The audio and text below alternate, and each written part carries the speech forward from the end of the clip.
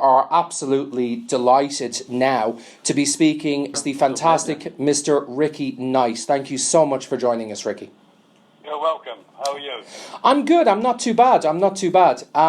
How are you, sir? Because I imagine that especially the last couple of weeks might have been a bit of a whirlwind. I know that obviously this was a project that was probably building up quite a lot. But I imagine now that the film is actually out and now that it's number one at the cinema, there has been no doubt some interesting last couple of days for you.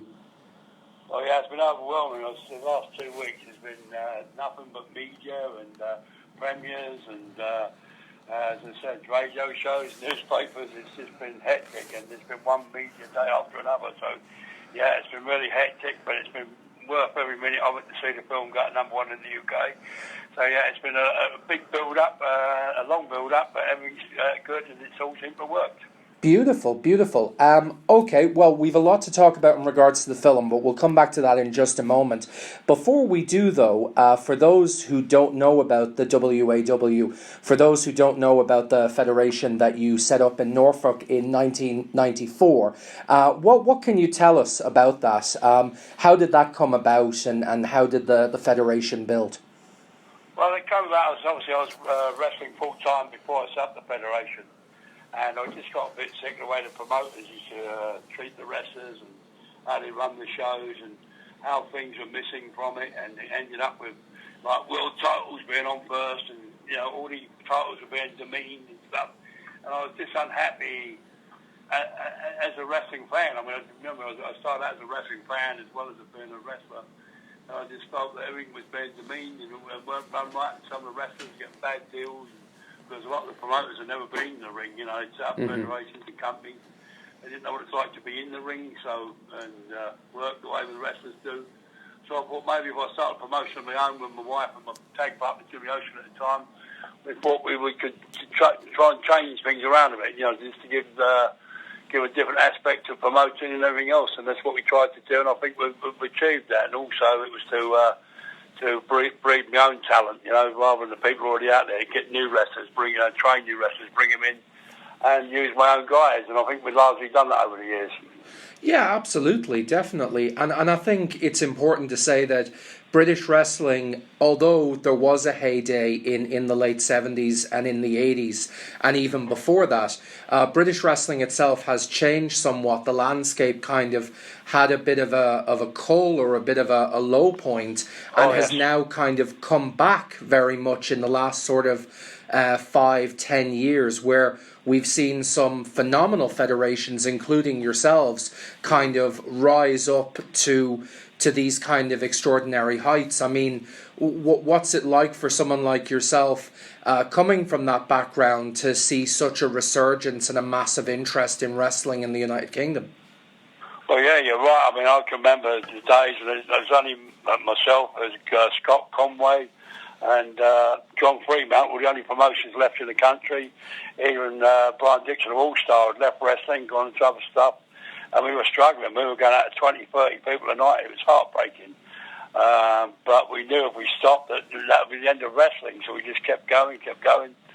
And then Scott Conway came up with the idea of bringing a big American name over and sticking the British guys around it. And he brought over, I remember him bringing over Earthquake. We've done a week tour, and every building we sold out, don't get me wrong, because of Earthquake. Yes. But all the fans who were in there see all these British guys around them. They go, these guys can work. These guys are good. Where have they been? You know, because no one told them they're still about. Because it wasn't on telly. There was no big publications about wrestling and days. So, you know, Scott done that. Then he brought over the Bushwhackers for another 2 weeks, which he sold out everything. And then when we were going back with just the British guys, they were going, hey, you know, let's go and watch these British guys. They're pretty good. And the, you know, the seeds started from that time. And then other people started to believe in it. Brian Dixon came back and started doing the same sort of thing as Scott. And then eventually we started to build up a thing again. Then I run a show in Norwich called Fightmare 1. Mm-hmm. And, you know, my theme was, look, British wrestling's still around. Come and support us. You know, we're still out there every night. We're still trying to, you know, fill halls every night. And we drew 2,000 people and turned about 500-600 away. And I built a fan base on that for the next 2 or 3 years. And that's all how it all started to rise. And then obviously FWA come around and all these other feds and stuff, and had new exciting ways of doing things, and and we start to rise from the ashes sort of thing. So it wasn't an overnight thing, but you could see it happening. But once Yes. it got that initial show with Earthquake on us, to me that was the catalyst of starting us off again. It's amazing actually, and even speaking of Earthquake, it's funny that you say that, because there's an American website called WrestleCrap. I'm not sure if you're aware of it, but it kind of explores the more zany, the more quirky gimmicks of wrestling history. And the founder of that website was great friends with John, with Earthquake, up until the time that he passed away. And he often credits Earthquake as being one of those people, especially in the 90s, who very much kept wrestling alive around the globe. So definitely, it's yes. yeah. He says that, he's definitely right. The man was phenomenal. He was a great man, and as I said, he put bums on seats for us when we were doing these rounds to put the British guys round, and he was so humble, and he wanted to help, and it was fantastic, and you can never thank him enough. The guy was a legend. Beautiful. Great. I'm just going to ask a question. You mentioned you got Earthquake over and you got the Bushwhackers, people like that. Is there anyone over the years that you've wanted to get but you've never been able to get before? Well, obviously the biggest would be Hogan. He's Phil Wembley, wasn't he, on his own? You know what I mean? But I mean that would be out of our budget. Yeah, I mean, to be honest, the next one I got over was my absolute idol was Jake the Snake Roberts. So I brought him over in 2003, and he sold out every hall for me. We've done a whole tour. He sold out everywhere for me. He boosted my training schools and all that, and probably he's one of the biggest ones I wanted to get over. And I met him I was doing a ring job for Brian Dixon, and we were putting a ring up at Felix Show one night, and this guy comes in with long hair, carrying this bit of the ring, big long bit of the ring, and he says, "Where do you want this?" And I look round, and it's Jake Roberts, and I'm thinking, amazing. This is Jake Roberts. This is a guy I've always idolised. He's actually carrying our ring in without even asking. He picked it up and came in, and straight away I was hooked on the man, and I employed the man to come and do some tours with me and some training schools. And as I said, he actually really boosted my company by selling out everywhere while he was here. So yeah, he's one I really wanted. I managed to get, and he didn't let me down, to be fair. Phenomenal. Great. You alright, Ricky? This is Chris. You alright, mate? Sorry? You alright, mate? Yeah, good. Yeah, I want to ask, because obviously what's interesting about wrestling is, especially one of the things they talk about a lot, is obviously life on the road, and sometimes obviously how it can take away from family life, but you have the benefit of working obviously with your family, in particular your wife, and I was just wondering obviously what's that like? Obviously that must be, is it good? Does it have times when obviously does the private life split in the personal life? How does that work? I imagine it's a good feeling. The thing is, as I said, I think it's because if you go back to me and my wife met, it was we both had a few problems at the time. We met each other at the right time, and my wife started the hard way. We were doing a holiday camp circuit, and we were going from camp to camp, and she'd be doing all the washing, cooking all the food. So she'd done all what we call the rubbish jobs, And then one night I just said to her, "Look, we do all rubbish jobs. Why don't you come out as a valet? What have you got in your bag, which looks sexy and that?" So she had this lovely lame dress in her bag, so we put it on her. I put her out to be a manager that night, and she was sensational. She went down a storm. So when the winter season came round again, I asked her to promote, so I wanted to use my manager, and she just took off a storm. And from that day, she's loved wrestling as much as me. And the thing is, I've seen a lot of my mates, a lot of my lads who've married to non-wrestling women. Their marriages have gone down the tubes, because they're away a lot. Yeah. And, the pressure of wrestling and the hours on the road. And I mean, we're an entertainment business, as you all know. And so whenever people are on holiday, we're out there entertaining them. So, there's a lot of things we miss, like Christmases and Boxing Days, New Year's Eve. So my wife's understood that because she's part of the business. And I've seen a lot, as I say, most of my friends who married to non-wrestling wives, or wives who don't like wrestling, all their marriage has gone down the tube. So I think I'm pretty blessed to have met someone who has the same interests, and obviously all my kids have picked up on it. So I've been lucky. All my family into the wrestling, and it's just fantastic for us, and we all love it, and we all breathe wrestling. So yeah, I think I've been fortunate in that way rather than unfortunate. No, that's great. Like I say, I thought it's amazing. Obviously, it's always a great story to hear. Sort of, like the idea of the family is just brilliant. No, phenomenal.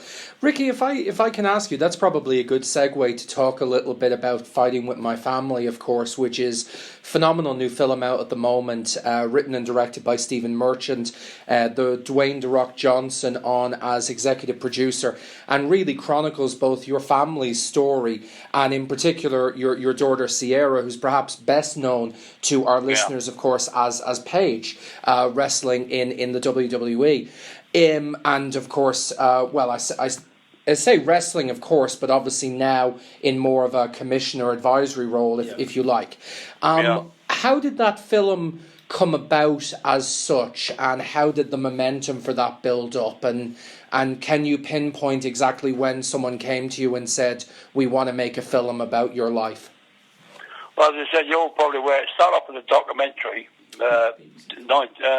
2012. Yes.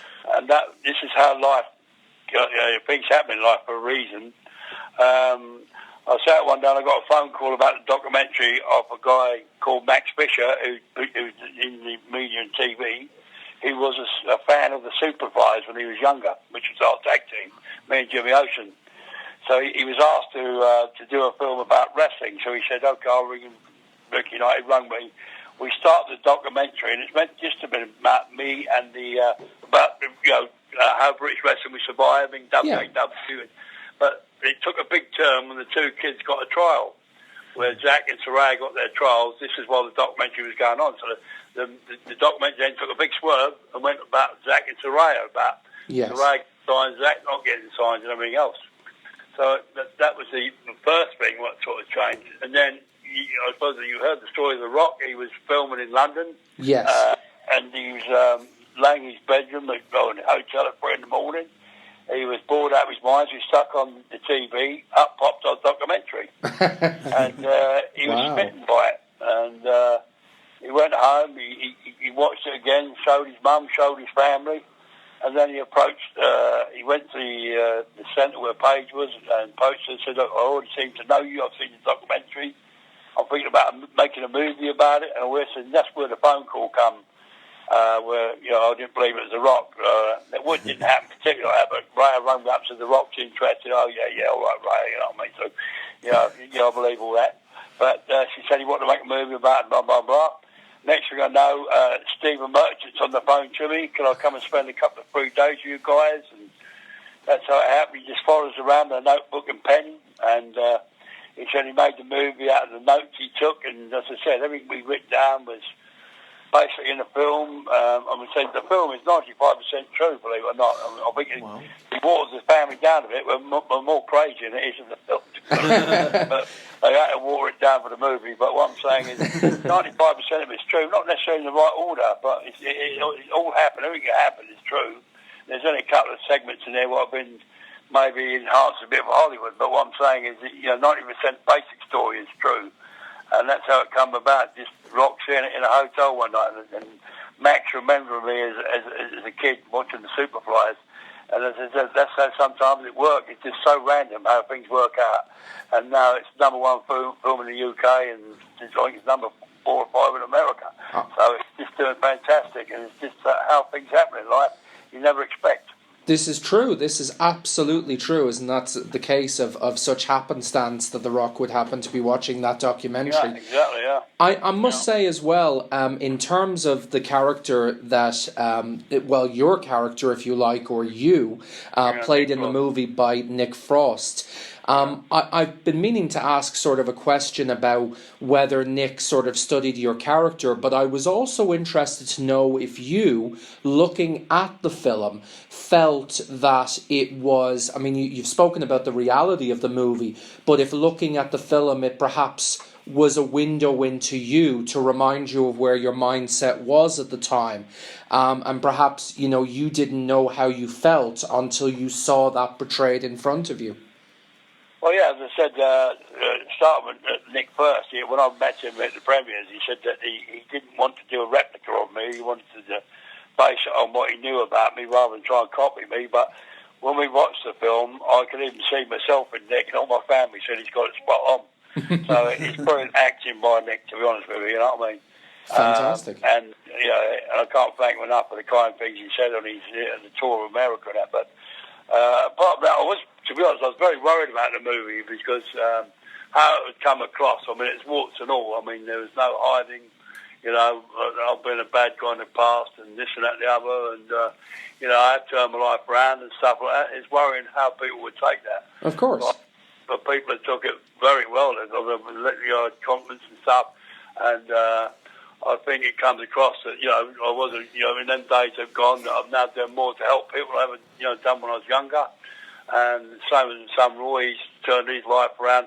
And I think the film does say that. Yes, we were all in a dark place at one time. We're not trying to hide from that. The business is in a dark place. The family is in a dark place. I was a bit of a lad when I was younger and stuff. And I think people are quite happy to see it, warts and all, and realise that we're just an everyday family who come from an everyday estate. They probably live on the same estate as them, use the same corner shops, and we're just normal people who happen to have a movie made about them. And that's how I think it comes over, and that's how I'm happy about it. And the other thing, I think it puts wrestling over. I thought it's really going to knock wrestling. But the way they put it over, it makes wrestling look good. So I've done some stuff in the past with documentaries and chat shows that all I want to do is take the mickey out of wrestling. But I think Stephen's actually handled it very well and actually put the job over. So in all, I think it's been a fantastic job done by Stephen and The Rock and everyone associated with the film. Oh, absolutely, absolutely. I mean, thoroughly enjoyed when we went to see it here on the show on Saturday. So we were absolutely delighted by it. I know that we obviously don't want to keep you too long. We do have 2 questions left in just a really quick one, actually, that I was curious about myself. A bit of a trivial one, really. I saw that in the documentary, obviously, you wear an Arsenal shirt, and then in the movie, there's a scene in which obviously you, played by Nick Frost, you're meeting your prospective, your son's your son's girlfriend's parents for the first time, and it's about wearing a shirt, and you wear a Norwich shirt. Yeah. So what I'm kind of curious about is, if Arsenal play Norwich in a football match, who are you supporting? Well, I'll just explain quickly. I was born in Norwich. And then, my mother split with my father, so we moved to London Coney, which is just opposite the Arsenal training ground, about 200 yards. And I suppose some of the nursery sides when I was a kid and all that, and stuff like that. And but I was always a Norwich fan, but because I lived in London Coney, I couldn't get to watch Norwich as only a kid. So obviously Arsenal become like my team. But then when I moved back to Norwich, I revamped my associated Norwich team, so I just go home and away all the time at one stage. Yes. And then, but I've always had a soft spot for Arsenal. Then, if you remember, a few years ago, Norwich went right down to the now First Division. So I started to watch Arsenal again on Saturday for the Premier League results, But if it comes to Norwich Arsenal playing, then Norwich have got to win every time. Good stuff. Good. If I can also ask you, finally, if we can... Actually, Neil, do you want to field this one? Yeah. Okay, yeah. I mean, a lot of WAW stuff's streamed online these days, and there's a lot of different wrestling online these days. Do you feel that's the way it's going at the moment, like online rather than TV? Yeah, I mean, as you know, you probably don't know. I've been trying to get TV stuff for 2 or 3 years. In fact, not just myself, but a lot of sponsors have put about $500,000 trying to get TV, Yeah. And we're still trying, but I think online is probably the way to go at the moment, As I said, I'm doing, you probably not know, but I'm doing a big show at Norwich City Football Ground on June the 2nd. Yeah, absolutely. We just want to know how to get that out to people. We discuss it with TV, but then we think maybe pay-per-view, and it's just really hard to get on TV, because, with the World of Sport thing, I've made a lot of protests for that, because I want to see wrestling, warts and all, So I want to see wrestling with a wrestling crowd, not a crowd put in there with signs, went to boo and went to hit. This is not wrestling to me, You don't go to Liverpool and stand in front of the cop and go, cheer now, boo now, you know what I mean, clap now. That's the same as wrestling. You know, I don't want a false crowd in there. And this is what I fall out with a lot of TV companies for, because I'm not willing to be a gladiator-style show. I want, you know, WAW on there with the WAW fans, so people can see the real WAW, not people pretending to be WAW. And that's the trouble with TV at the moment, I think. A lot of problems. Oh, I think there's a lot to be said for that, absolutely. And I tell you, I've enjoyed some of your federation recently on a streaming service that we've had a little bit of a partnership with on the show called Nothing Else on TV, which is fantastic service. And I've been watching some of your action, obviously, from there. Stuff. Yeah, so it's been really great to see.